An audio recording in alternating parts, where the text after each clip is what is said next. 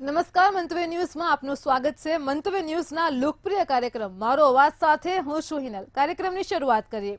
રાજ્યમાં દિવસે ને દિવસે સાધુ સંતો વિવાદમાં આવી રહ્યા છે।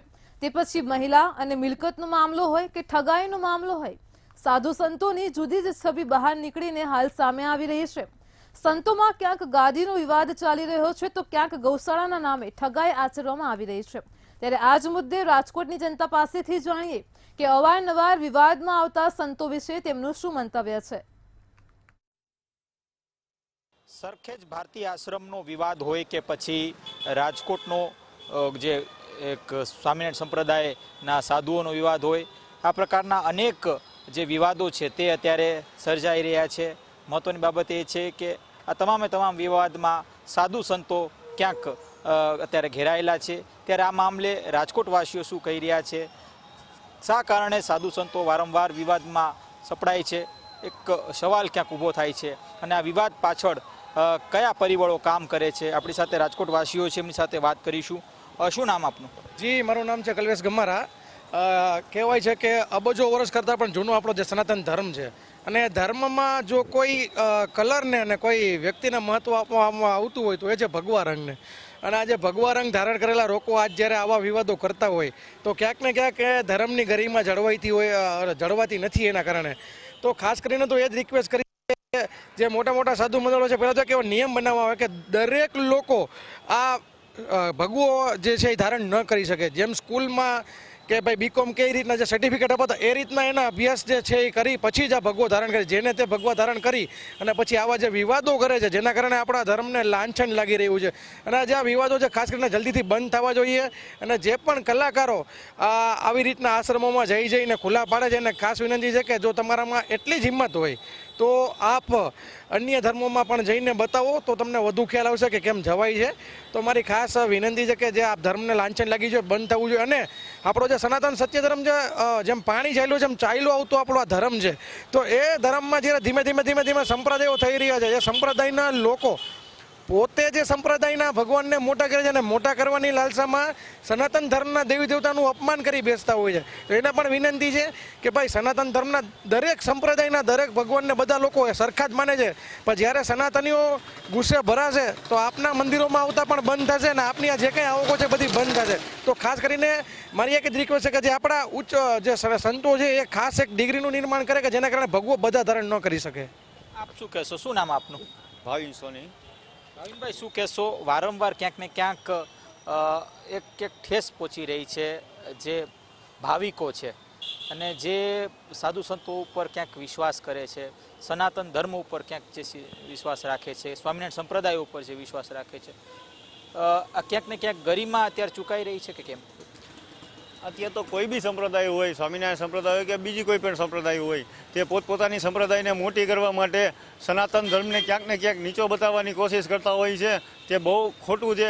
હમણાં આપણે જોઈએ તો થોડા ટાઈમ પહેલાં કોઈ સ્વામી બીજું કાંઈ બોલી ગયા તો કોઈ સ્વામી બીજું કાંઈ બોલી ગયા। હમણાં મેં છેલ્લે જોયું હતું એક સ્ટેટમેન્ટ, તો એક સ્વામી તો એવું બોલ્યા હતા કે ધર્મ માટે કાંઈ નથી, અમારા સંતો મોટા હતા અને અમે કોઈ જોઈએ તો ભીખ માંગવાવાળા કે ઘરે ઘરે લોટ માંગીને ખાવાવાળા સાધુઓ નથી, અમે તો એજ્યુકેટેડ સાધુઓ છીએ। જો તમે ખરેખર એજ્યુકેટેડ સાધુઓ છો તો કમાઈને તમારા ઘરનું ભરણ પોષણ કરો ને શું કામ આ ભગવો ધારણ કરીને બીજા સનાતન ધર્મને લાંછન કરો છો? ચોક્કસથી બીજા પણ આપણી સાથે રાજકોટવાસીઓ છે। શું નામ? અંકિત દાવડા। અંકિતભાઈ, શું કહેશો? વાસ્તવમાં અત્યારે જે પ્રકારનો વિવાદ સર્જાયો છે, આ વિવાદને લઈને શું કહેશો? સરખેજ વિવાદ હોય કે પછી રાજકોટમાં પણ છેતરપિંડીનો એક મામલો કંઈક સામે આવ્યો છે સ્વામિનારાયણ સંપ્રદાયના સંતો તરફથી, તો શું કહેશો? વાસ્તવમાં આ જે સંતો મહંતો છે તે ક્યાંક જે અત્યારે સાંસારિક જીવન જીવી રહ્યા છે, આ મામલે શું કહેશો? સૌથી પહેલાં તો એક જ વિનંતી છે, હું બધા લોકોને એ જ કહેવા માંગીશ કે અત્યારે એક ટ્રેન્ડ ચાલી રહ્યો છે કે બધાને ધર્મગુરુ બનવું હોય છે, પછી પણ રિલિજનો એવું નથી એક સનાતન ધર્મ, પણ અત્યારે એક ટ્રેન્ડ ચાલી રહ્યો છે કે બધાને ધર્મગુરુ બનવું હોય તો બનવું હોય છે। એટલે લોકોને એ જ વિનંતી છે કે કોઈ પણ લોકોને તમે ફોલો કરો તો એના વિશે જાણો કે ભાઈ તમે કોને ફોલો કરો છો। કોઈ પણ વ્યક્તિ તમને ગમે તે વસ્તુ કહે એને એમનો વિશ્વાસ મૂકીને એને ફોલો ના કરો, પહેલાં જાણો એના વિશે કે આ વ્યક્તિ કોણ છે, એનું બેકગ્રાઉન્ડ કોણ છે। અને અત્યારે ઘટના બને છે મને એવું લાગે છે કે એક જ રિલિજનને ટાર્ગેટ કરીને આ બધું કરવામાં આવે છે. તો આવી જે ઘટના બને છે એની પાછળ કોણ છે? ક્યાંક ને ક્યાંક એવું બનતું હોય છે કે ઘણા એવા પોલિટિશિયન પણ હોય છે કે જે પોતાનો એજન્ડા પૂરો કરવા માટે ધર્મગુરુઓને અને ધર્મનો ઉપયોગ કરતા હોય છે. તો આની ચોક્કસપણે જાંચ થવી જોઈએ કે ભાઈ આની પાછળ કોણ છે, કોઈ પોલિટિશિયન કે એનો હાથ તો નથી. અને એ જ વિનંતી છે કે બધાએ ધ્યાન રાખી અને લોકોને ફોલો કરવા જોઈએ. આપ શું કહેશો, શું નામ? અવધ પારેખ નામ છે મારું. જ્યાં સુધી આ મેટરમાં કોઈ લીગાલિટીસની વાત છે તો એ સમય આવે કોર્ટ નક્કી કરશે શું સાચું છે શું ખોટું છે. પરંતુ વાસ્તવમાં આ એક સનાતનની પરીક્ષાનો સમય છે, આ એક થવાનો સમય છે. આ વાસ્તવમાં ઘણી વખત વૈશ્વિક ષડયંત્રના સનાતનને નબળો પાડવા માટે વૈશ્વિક ષડયંત્રના ભાગરૂપે આ પ્રકારના મુદ્દાઓને ઉછાળવામાં આવતા હોય છે. શું કામ ક્યારેય કોઈ મસ્જિદનું કેમ ક્યારેય કાંઈ બહાર નથી આવતું? કેમ ક્યાંય કોઈ ચર્ચનું, પાદરીનું કે કોઈ મૌલવીનું કેમ બહાર નથી આવતું? શું કામ દર વખતે સનાતનના સાધુ સંતોને ટાર્ગેટ કરવામાં આવે છે? આ સનાતનને નબળા પાડવા માટેનું ષડયંત્ર છે. આ વાસ્તવમાં સનાતનીઓએ ભેગા થઈ અને પોતાની એકતા બતાવવાનો સમય છે. બાકી નહીં તો જેમ અંગ્રેજો રાજ કરી ગયા, જેમ મુગલો રાજ કરી ગયા, એમ વૈશ્વિક શક્તિઓ આજે પણ પાછલા બારણેથી ભારતને તોડવાની કોશિશ કરી અને પોતાનો એજન્ડા પૂરો કરવાની કોશિશ કરતી હોય છે. વાસ્તવમાં તમામ સનાતનીઓ માટે એક થવાનો સમય છે, આ પરીક્ષાનો સમય છે. તમને લાગે છે ક્યાંક ને ક્યાંક અહીં આ જે વિવાદ ચાલી રહ્યો છે તેની પાછળ ક્યાંક રાજકારણ પણ સામેલ હોય? રાજકારણ દરેક જગ્યાએ હોય જ છે, પરંતુ ખાસ કરીને જ્યારે આવા સનાતનીઓને બદનામ કરવાના મુદ્દાઓ ઉછાળવામાં હંમેશા શંકાની સોય રહેલી જ હોય છે કે શા માટે, કેમ ક્યારે કોઈ ચર્ચનું કે કોઈ કેમ મસ્જિદનું ક્યાંય બહાર નથી આવતું. ત્યાં પણ આ પ્રકારની ઘટનાઓ બનતી જ હોય છે. આપણે અનેક વખત સાંભળીએ છીએ કે ધર્મ પરિવર્તનની ઘટનાઓ નજર સામે આવે છે. આ વાસ્તવમાં પડદા પાછળનું એનું બેકગ્રાઉન્ડ તૈયાર કરવામાં આવે છે કે સનાતનને નબળો પાડો અને લોકોની માનસિકતા સાધુ સંતો દ્વારા નબળા પાડી અને એ લોકોને અન્ય ધર્મ તરફ પ્રેરિત કરો. કલ્પેશભાઈ, ફરીથી આપને પૂછવા માંગીશ કે ક્યાંક આપને એવું લાગે છે કે આ જે વિવાદ જે સર્જાય છે તેની પાછળ ક્યાંક ને ક્યાંક બહારની કોઈ તાકાતો હોય કે જે નબળું દેખાડવાની ક્યાંક કોશિશ કરી રહી છે? હા, ખરેખર સનાતન ધર્મ ઉપર ઘણી રીતના પ્રહારો થતા હોય છે. અમુક જે રાક્ષસી માયાઓ હોય ખુલ્લી છાતી આવતી હોય છે, પરંતુ અમુક જે પૂતના માસી જેવી માયાઓ હોય છે એ વહાલ કરતી કરતી આપણી ઉપર આવતી હોય છે. આપણે ખ્યાલ બી નથી હોતો કે આપણે મારવા આવેલી હોય છે. એટલે સનાતન ધર્મ અત્યારે વિશ્વનો સૌથી પ્રાચીન ધર્મ છે અને આ ધર્મ હજી સુધી કેમ ટકેલો છે એ બધાને પેટમાં ભરી રહ્યું છે, દુખી રહ્યું છે, જેના કારણે ખૂબ જ મોટો એના ઉપર એક અટેક થઈ રહ્યો છે. બધી રીતે, એક રીતે ને સામદામ દંડભેદ બધું લગાવી અને સનાતન ધર્મને કેમ નબળો પાડવો, એને ટાર્ગેટ કેમ કરવામાં આવે. એને રાજકારણીય શક્તિ હોય કે વિદેશી શક્તિ હોય કે આપણા આંતરિક જે ધર્મને તોડવાવાળા લોકો છે, બધાનો ખૂબ જ પ્રયાસ છે. અને અવારનવાર આપ જોઈ રહ્યો છો કે ખાસ કરીને આપણો જે કલરને મહત્વ આપે છે, ભગવો રંગ, એ ભગવાધારી એઓને ટાર્ગેટ કરવામાં આવે છે. જેથી કરીને આપણું મૂળ જ, કેમ કે શિક્ષણ જે મેળવવાનું છે, ધાર્મિક શિક્ષણ, એ આપણા ભગવાધારીઓ એ આપણે આપતા હોય છે ને એ શિક્ષણ જ ક્યાંયથી નથી મળતું અને એના ઉપર જ આ પ્રહાર થઈ રહ્યા છે. ચોક્કસથી આ હતા આપણી સાથે રાજકોટ વાસીઓ કે તેઓ જણાવી રહ્યા છે કે હાલ જે પ્રકારની જે સ્થિતિ સર્જાણી છે, એટલે કે જે વિવાદ અત્યારે સર્જાઈ રહ્યા છે સાધુ સંતો સામે, તેની સામે ક્યાંક હાલ શંકા સેવાઈ રહી છે. મહત્વની બાબત એ છે કે ઘણા એવી શક્તિઓ છે કે જે ક્યાંક ને ક્યાંક સનાતનને નબળો પાડવાની હાલ કોશિશ કરી રહી છે. આ પ્રકારની પ્રતિક્રિયા પણ મળી રહી છે. ત્યારે બીજી બાજુ અનેક જે રાજકોટિયન્સે જણાવ્યું કે આ જે ઘટનાઓ અત્યારે જે થઈ રહી છે તે ક્યાંક ને ક્યાંક ખૂબ જ નિંદનીય છે. અને આ સાથે જે હરિભક્તો હોય છે કે પછી જે સનાતન ધર્મના જે કહી શકાય કે જે સનાતનીઓ હોય છે ને તેઓને પણ ખાસ વિનંતી છે કે તેઓ પોતાનું જે ધર્મગુરુ છે તે સોચી વિચારીને, એટલે કે તેમને જાણીને જ ત્યારબાદ તેમના શરણે જાય. આ જ પ્રકારની હાલ અત્યારે પ્રતિક્રિયા મળી રહી છે. કેમેરા લલિત વ્યાસ સાથે ધ્રુવ કુંડેલ, રાજકોટ. દર્શક મિત્રો, કાર્યક્રમમાં આગળ આ જ મુદ્દે વડોદરાની જનતા પાસેથી જાણીએ કે અવારનવાર વિવાદમાં આવતા સંતો વિશે તેમનું શું મંતવ્ય છે. સંત વિવાદ કાયમ સનાતન હિન્દુ ધર્મના સંતો વિવાદમાં આવે છે. સ્વામિનારાયણ સંપ્રદાય હોય, ગિરી સંપ્રદાય તેમજ મહંત સંપ્રદાય હોય, અનેક સંતો વિવાદમાં આવે છે. કોઈક વખત મહિલા તો કોઈ વખતે મિલકત. સનાતન હિન્દુ ધર્મના સંતો વિવાદમાં કેમ આવે છે? મંતવ્ય લેવા પહોંચ્યું છે નાગરિકોના. આ એ નાગરિકો છે જે સંસ્કારી નગરીના સંસ્કારી નગરજનો છે અને સનાતન હિન્દુ ધર્મમાં આસ્થા રાખે છે. આપણે નાગરિકો પાસે જાણીશું કે કાયમ સનાતન હિન્દુ ધર્મના જ સંતો વિવાદમાં કેમ આવે છે. સૌ પ્રથમ તો મારું પોતાનું મંતવ્ય એવું છે કે મારે નક્કી કરવાનું હોય કે મારે કયા સંત જોડે જવું નહીં જવું, એની મર્યાદા કેટલી રાખવી. કારણ કે મારા જે માતા પિતા છે એ લોકોએ મને જે સંસ્કાર આપ્યા છે, જે રીતના અત્યારની યુવા પેઢી છે તમે જોઈ શકો છો કે એ લોકોને અત્યારનું જે રામાયણ છે, મહાભારત છે, જે વિષય એ લોકોને ખબર જ નથી કે પહેલા શું હતું, રામાયણ શું હતું, મહાભારત શું હતું, હનુમાન દાદા શું હતા, રામજી ભગવાને શું કર્યું, એ વિષય પહેલા પેલું તો હું તો તમામ માતા પિતાઓને એવું કહેવા માંગીશ કે પહેલા આપણા સનાતની ધર્મ વિશે પોતાના બાળકોને જ્ઞાન આપવું જોઈએ. કયા સંત શું કરે છે, કઈ રીતના બન્યા સંત, એ પૂરેપૂરી એમને માહિતી હોવી જોઈએ. ત્યારે એ લોકોને બી ખબર પડે કે સંત આ સાચા છે કે ખોટા છે. એ લોકોને સંતોને બી મર્યાદા હોવી જોઈએ કે એ લોકોને બી મહિલાઓને એમની માતા, એમના મહિલાઓમાં એમની માતાનો ફેસ દેખાવો જોઈએ કે એ મારી માતા સમાન છે. એ લોકોને બી એવું ખબર હોવી જોઈએ કારણ કે એમની બી માતા હશે, જે સંત હશે એમને બી કોઈ જન્મ આપેલો હશે. તો આ બધું ગંભીર વિષય કહેવાય એમ તો કે અમુક સંતો કે અમુક સંસ્થાઓ કે મહિલાઓ માટે જે ખરાબ તમે જોઈ રહ્યા છો ન્યૂઝ ચેનલોમાં બી એ વિષયો આવતા હોય છે, એ ઘણી ગંભીર બાબત છે. પણ મારું પોતાનું મંતવ્ય એવું છે કે તમે પોતાના ઘરના બાળકોને જે રીતના બેને હમણાં જાણ કરી આપણે કે સ્કૂલમાં તમે શાળામાંથી જ તમે છોકરાઓને એવું ભણતરમાં એવું શીખવાડો આપણા સનાતની ધર્મ વિશે કે ભાઈ એ લોકોને આગળ જતા યુવા પેઢીને બી ખબર પડે કે આપણો હિન્દુ ધર્મ, આપણું સનાતની ધર્મ શું છે.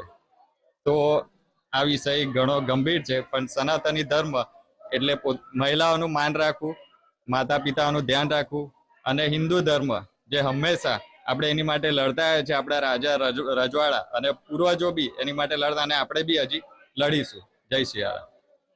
ખૂબ સુંદર વાત કહી છે. ત્યારે આપણે અન્ય ગૃહિણીને પૂછીશું કે રામાયણ કાળથી સાધુના વેશમાં રાવણ અને હાલ પણ કેટલાક સાધુ રાવણના વેશમાં હોય છે, તો હવે સીતાએ બચવા શું કરવું પડશે? જો હું એક ગૃહિણી છું તો મારે નક્કી કરવાનું કે કેવા સંતો પાસે મારે જવું છે અને હું એવી મર્યાદામાં જઈશ કે કોઈ જાતનો વિવાદ ઉભો થાય ના. બાળકોને પણ હું સારા સંસ્કાર, સારું શિક્ષણ આપીશ કે આ જાતનો કોઈ પણ વિવાદ થાય નહીં. સનાતન હિન્દુ ધર્મના જ સંતો વિવાદમાં કેમ આવે છે? આ વિવાદને રોકવા શું કરવું જોઈશે સમાજે?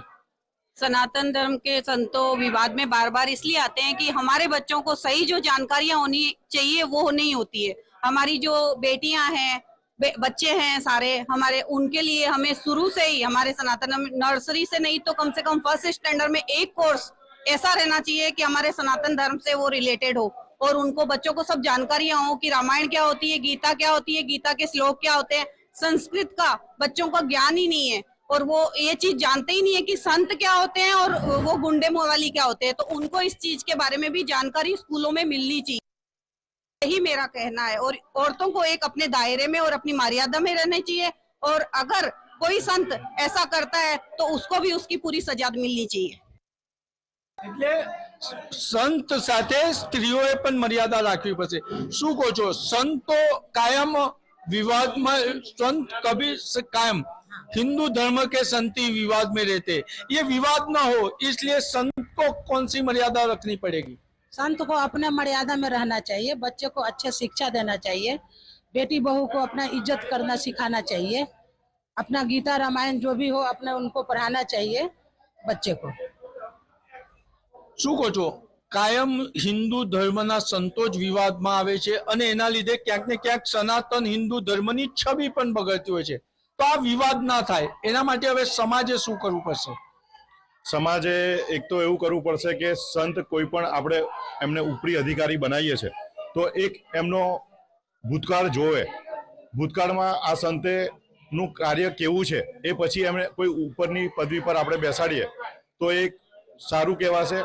તો સંતનો એક મેસેજ જે આપણા હિન્દુ સંસ્કૃતિમાં હોવો જોઈએ, દરેકનો એક ગુરુ હોય છે, એ રીતે આ સંત એક મોટો આપણે ગુરુ માનીએ છીએ અને ગુરુના કામમાં કોઈ પણ રીતનું અડચણ આવે હિન્દુ સંસ્કૃતિને પ્રોબ્લેમ થઈ શકે છે. તેથી હું ખાલી એટલું જ કહેવા માંગીશ કે ભવિષ્ય કશું પણ હોય, પણ ભૂતકાળ એકવાર સંતનું ચેક કરો અને એ પછી જ એને કોઈ ઉપરની પદવી પર બેસાડો. અને સરકારને નમ્ર હું વિનંતી કરીશ કે આના માટે કોઈ કાયદો બનતો હોય તો બનાવે, તો એ બહુ સારું રહેશે.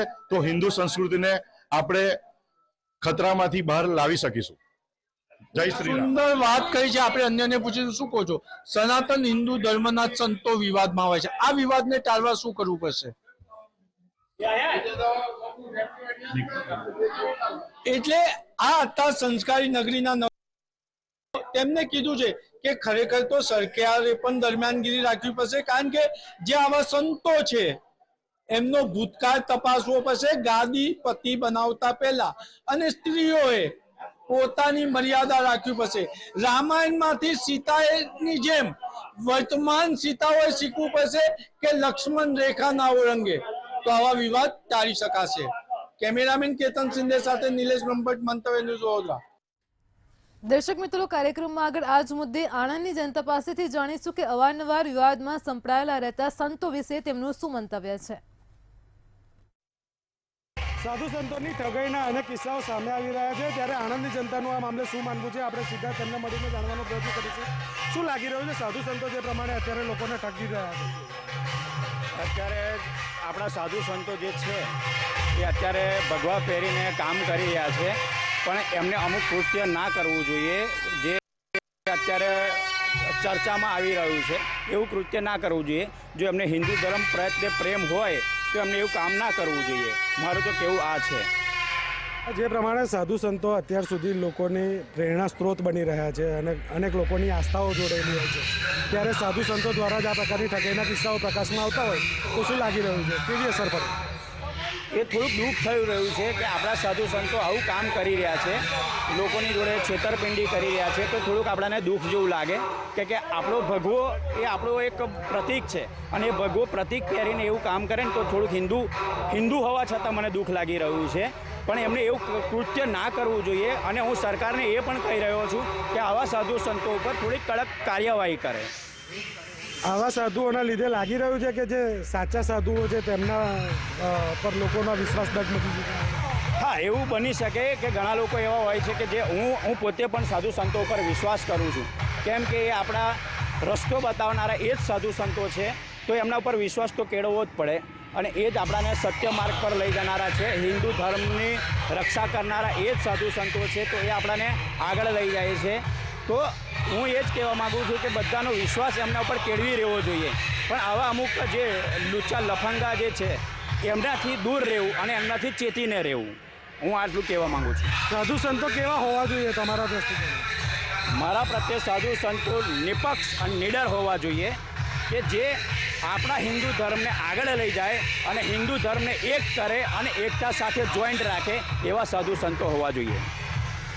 મોહ માયાથી દૂર હોય, અને ત્યારે લોકો સાધુ બનતા હોય છે મોહ માયાથી દૂર થવા માટે, અને જ્યારે આવી જ મોહ માયાની અંદર આવીને તેમના પર વિશ્વાસ કરતા ભક્તો સાથે છેતરપિંડી. હા, સાધુ એટલે હંમેશા આપણે ઘર સંસાર છોડી અને જે સાધુ બની જાય છે, અને સંન્યાસી કહેવાય, અને સંન્યાસીમાંથી એમને ઘણી તપસ્યાઓ કરીને સાધુ બની ગયા હોય છે, અને એ સાધુ આપણા આગળ કામ કરી રહ્યા છે, હિન્દુ લોકોનું અને હિન્દુ એકતાનું કામ કરી રહ્યા છે. તો એમના ઉપર આપણાને ગર્વ છે, અને એ ગર્વથી હું એટલું જ કહેવા માગું છું કે સાધુ એવા હોવા જોઈએ કે જે સંન્યાસી લીધા પછી એમને મોહ માયા પણ છોડી દેવી જોઈએ, કે એમને કોઈ મોહ માયા ના હોવી જોઈએ. એમને ખાસ એટલું જ હોવું જોઈએ, હું અને મારો ભગવાન, અને જે જનતા જે છે એમના જનતાનું ભલું થાય એવું એમને વિચારીને આગળ કામ કરવું જોઈએ. આવા સાધુઓથી બચવા માટે શું કરવું જોઈએ? હવે સરકારે કયા પ્રકારના કડક પગલાં લેવા? જો બધા જ સરકારે ભેગા થઈ અને એના ઉપર એક અમલ કાયદો બનાવવો જોઈએ કે આવા સાધુ સંતો જે બેફામ કામ કરી રહ્યા હોય તો એમના ઉપર કડકની કડક કાર્યવાહી થાય. એના ઉપર એમને એક બેઠક બોલાવી અને એના ઉપર એક કાયદો ઘડવો જોઈએ કે આવા સાધુઓને પકડી અને જેલના હવાલે કરે. પણ હા, બીજી વસ્તુ એ છે કે એ સાધુ સંતો જે લોકો એવા નથી એમને બદનામ ના કરો. જે છે એ લોકો બદનામ થાય એનો વાંધો નથી, પણ જે નથી, જે પોતે નિપક્ષ અને નીડર છે એવા સાધુઓને કોઈ દિવસ બદનામ ના કરશો. વાત કરવામાં આવે તો તાજેતરની અંદર જે રાજકોટની અંદરથી એક કૌભાંડ સામે આવી રહ્યું છે, જેની અંદર જમીનમાં ખરીદી મામલે કંઈક 3.5 કરોડની છેતરપિંડી એક બિલ્ડર સાથે કરવામાં આવી છે. બિલ્ડરનું કહેવું છે કે વડતાલ ધામના એક સ્વામિનારાયણ સંપ્રદાયના સાધુનું પણ એમાં સંડોવાયેલું છે. તો લાગી રહ્યું છે કે આ પ્રકારના એક વ્યક્તિના કારણે આખા સંપ્રદાય બદનામ થતા હોય. ને હું સ્વામિનારાયણ સંપ્રદાય વિશે હું તો કંઈ કહેવા ના માંગુ, પણ એવું છે કે અમુક સાધુઓ એવા હોઈ શકે છે. હું એવું નથી કહેતો કે સ્વામિનારાયણ સંપ્રદાય એક સારો એ છે. એમાં ઘણા બધા આપને લાગી રહ્યું છે કે એક સંતના કારણે, એક જે ઠગ છે એના કારણે બીજા સાધુઓ પણ બદનામ થઈ રહ્યા. એક સાધુના લીધે બધા સાધુઓ બદનામ ના થવા જોઈએ. એક માણસે એવું કૃત્ય કર્યું હોય તો બીજાના આક્ષેપ ના લગાડવો જોઈએ, કારણ કે એક વ્યક્તિ ઉપર આખો સમાજ કે એક વ્યક્તિ ઉપર આખું સાધુ સંપ્રદાય એકને ઉપર ના લગાવવો જોઈએ. એક વ્યક્તિને વિચારધારણા એની અલગ હશે, પણ આખા સાધુ સંતોની વિચારધારણા અલગ હોઈ શકે છે. જે પ્રમાણે આપણે આણંદના નાગરિકોને મળીને જાણવાનો પ્રયત્ન કર્યો તે પ્રમાણે તેમનું કહેવું છે કે સાધુ સંતો દ્વારા જે પ્રકારની છેતરપિંડી કરવામાં આવતી હોય તો તેવા સાધુ સંતો સામે કડકમાં કડક કાર્યવાહી કરવામાં આવી જોઈએ. આની સાથે જ જે લોકો આ પ્રકારની કૃત્ય કરી રહ્યા છે તે લોકોને સજા થવી જોઈએ. તે લોકોના કારણે જે લોકો ખરેખરમાં લોકોની સેવા માટે આ ધર્મ જે પ્રમાણે સાધુ બન્યા હોય તો એવા લોકોની બદનામી ના થાય તેનું પણ ચોક્કસથી ધ્યાન રાખવું જોઈએ. તપન પટેલ, મંતવ્ય ન્યૂઝ, આણંદ. દર્શક મિત્રો, આજે આપણે મારો અવાજમાં આ તો કેવા સંતો આ મુદ્દે ચર્ચા કરી છે. અવારનવાર વિવાદમાં આવતા સંતો વિશે ગુજરાતની જનતાના મંતવ્ય જાણ્યા છે. ગુજરાતમાં વાત કરીએ તો અમદાવાદના જે 50 કરોડનો સરખેજનો ભારતીય આશ્રમ વિવાદમાં છે, એ ઉપરાંત જૂનાગઢમાં ગૌશાળામાં પણ સંતો દ્વારા કરોડોની ઠગાઈ આચરવામાં આવી છે. મંદિરોમાં પણ ગમે ત્યારે પરિસ્થિતિ બગડી જાય તેવો વિવાદ પણ સંભળાઈ રહ્યા છે. એટલે કે ગુજરાતમાં અવારનવાર સંતો વિવાદોમાં આવતા હોય છે. આજે આપણે રાજકોટની જનતાના મંતવ્ય જાણ્યા છે, આણંદ અને વડોદરાની જનતાના મંતવ્યો જાણ્યા છે. કાલે ફરી મળીશું એક નવા મુદ્દા સાથે, તમારા અવાજ સાથે, કાર્યક્રમ મારો અવાજમાં. ત્યાં સુધી જોતા રહો મંતવ્ય ન્યૂઝ. નમસ્કાર.